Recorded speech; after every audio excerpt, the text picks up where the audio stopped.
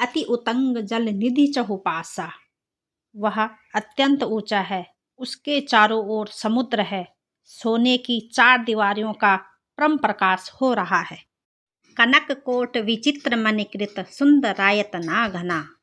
विचित्र मणियों से जड़ा हुआ सोने की 4 दीवारी है, उसके अंदर बहुत से सुंदर सुंदर घर हैं, चौराहे, बाजार, सुंदर मार्ग और गलियां हैं। सुंदर नगर बहुत प्रकार से सजा हुआ है। हाथी, घोड़े, खच्चरों के समूह तथा पैदल और रथों के समूह को कौन गिन सकता है। अनेक रूपों के राक्षसों के दल है, उनकी अत्यंत बलवती सेना वर्णन करते नहीं बनती। वन बाग उपवन बाटिका सरकूप बापी सोहहि। वन, बाग, उपवन, फुलवाड़ी, तालाब, कुएं और वावलियां सुशोभित हैं। मनुष्य, नाग, देवताओं और गंधर्वों की कन्याएं अपने सौंदर्य से मुनियों के भी मनों को मोह लेती हैं। कहीं पर्वत के समान विशाल शरीर वाले बड़े बलवान पहलवान गरज रहे हैं। वे अनेकों अखाड़ों में बहुत प्रकार से भिड़ते हैं और एक दूसरे को ललकारते हैं। करी जतन भटको टिन्ह बिकट तन नगर चहु दिसि रक्षहि। भयंकर शरीर वाले करोड़ों योद्धा बड़ी सावधानी से नगर की चारों दिशाओं में रखवाली करते हैं। कहीं दुष्ट राक्षस भैंसों, मनुष्यों, गायों, गधों और बकरियों को खा रहे हैं। तुलसीदास इनकी कथा इसलिए थोड़ी सी कह रहे हैं कि ये निश्चय ही श्री रामचंद्र जी के बाणों रूपी तीर्थ में शरीर को त्याग कर परम गति पाएंगे। पुर रखवारे देखि बहु कपिमन कीन्ह विचार। नगर के बहुसंख्यक रखवालों को देखकर हनुमान जी ने मन में विचार किया कि मैं अत्यंत छोटा रूप धरूं और रात के समय नगर में प्रवेश करूं। मशक समान रूप कपिधैरी। हनुमान जी मच्छर के समान छोटा सा रूप धारण कर नर रूप से लीला करने वाले भगवान श्री रामचंद्र जी का स्मरण करके लंका की ओर चले। लंका के द्वार पर लंकनी नाम की एक राक्षसी रहती थी। वह बोली, मेरा निरादर करके या मेरे से बिना पूछे कहाँ चला जा रहा है। जाने ही नहीं मरुम सठ मोरा। हे मूर्ख, तूने मेरा भेद नहीं जाना। जहाँ तक जितने चोर हैं वे सब मेरे आहार हैं। महाकपि हनुमान जी ने उसे एक घूसा मारा, जिससे वह खून की उल्टी करती हुई पृथ्वी पर लुढ़क पड़ी। पुनि संभारी उठी सो लंका। राक्षसी लंकनी अपने आप को संभाल कर उठी और डर के मारे हाथ जोड़कर विनती करने लगी। वह बोली, रावण को जब ब्रह्मा जी ने वर दिया था तब चलते समय उन्होंने मुझे राक्षसों के विनाश की एक पहचान बता दी थी। विकल हौसते कप के मारे। ब्रह्मा जी ने कहा था, हे लंकनी, जब तू बंदर के मारने से व्याकुल हो जाए तब तू राक्षसों का संहार हुआ जान लेना। हे तात, मेरे बड़े पुण्य हैं जो मैं श्री रामचंद्र जी के दूत आपको अपने नेत्रों से देख पाई। तात स्वर्ग अपवर्ग सुख धरि तुला एक अंग। हे तात, स्वर्ग और मोक्ष के सुखों को तराजू के एक पलड़े में रखा जाए तो भी वे सब मिलकर दूसरे पलड़े पर रखे हुए उस सुख के बराबर नहीं हो सकते जो सत्संग में एक क्षण में मिलता है। प्रविश्य नगर कीजे सब काजा। अयोध्यापुरी के राजा श्री रघुनाथ जी को हृदय में रखे हुए नगर में प्रवेश करके अपने सब काम कीजिए। उसके लिए विष अमृत हो जाता है, शत्रु मित्रता करने लगते हैं, समुद्र गाय के खुर के बराबर हो जाता है और अग्नि में शीतलता आ जाती है। गरुड़ सुमेरु रेणु समताहि। और हे गरुड़ जी, सुमेरु पर्वत उसके लिए रज के समान हो जाता है, जिसे श्री रामचंद्र जी ने एक बार कृपा करके देख लिया। तब हनुमान जी बहुत ही छोटा रूप धारण करके भगवान का स्मरण करके नगर में प्रवेश किया। मंदिर मंदिर प्रतिकर शोधा।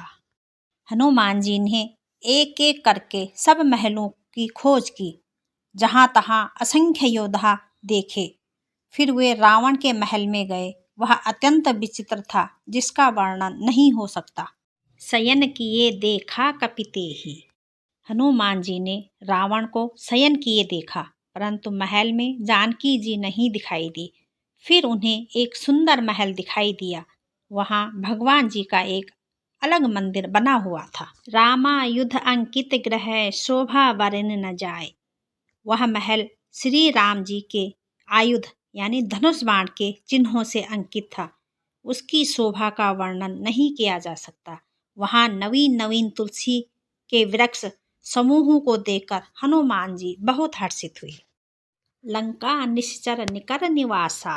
हनुमान जी सोचने लगे, लंका तो राक्षसों के समूहों का निवास स्थान है, यहाँ सज्जन का निवास कैसे?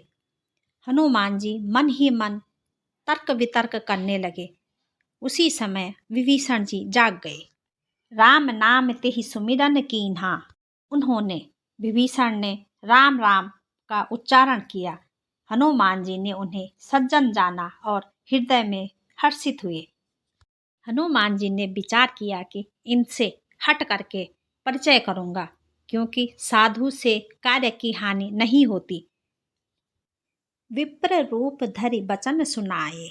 ब्राह्मण रूप धरकर हनुमान जी ने उन्हें वचन सुनाए।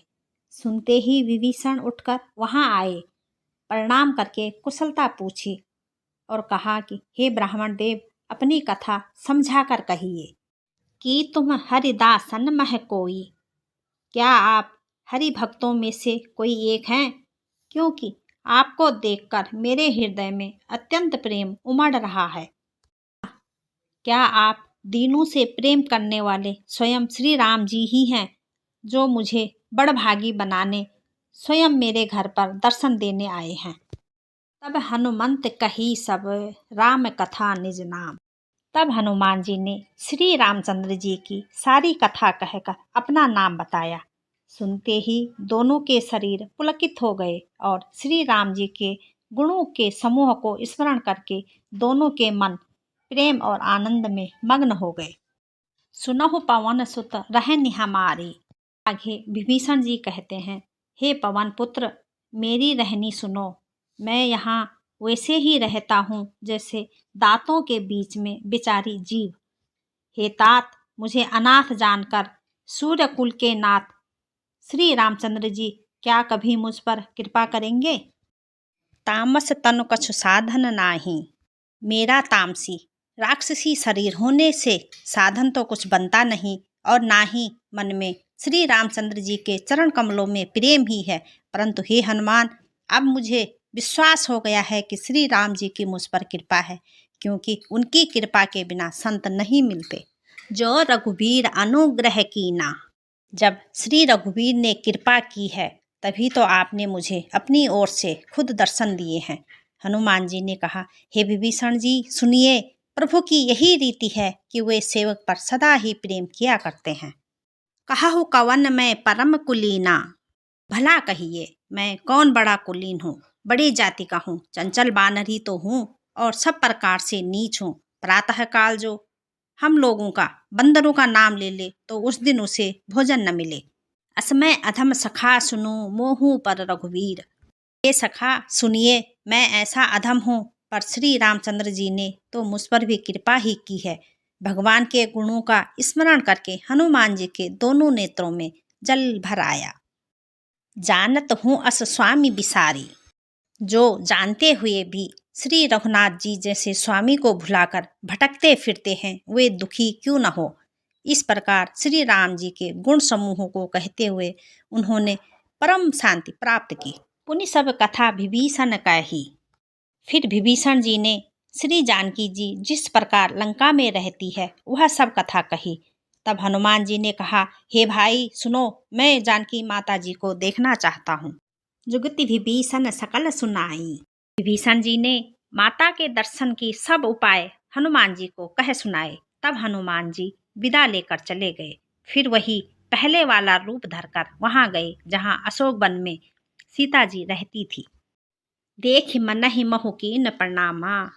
सीता जी को देखकर हनुमान जी ने उन्हें मन ही मन प्रणाम किया। उन्हें बैठे ही बैठे रात्रि के 4 पहर बीत जाते हैं। शरीर दुबला हो गया है, सिर पर जटाओं की एक ही लट है और हृदय में श्री रघुनाथ जी के गुणों का स्मरण करती रहती हैं। निज पद नयन दिए मन राम पद कमल लीन। श्री जानकी जी नेत्रों को अपने चरणों में लगाए हुए है, अर्थात नीचे की ओर देख रही है और मन ही मन श्री राम जी के चरण कमलों में लीन है।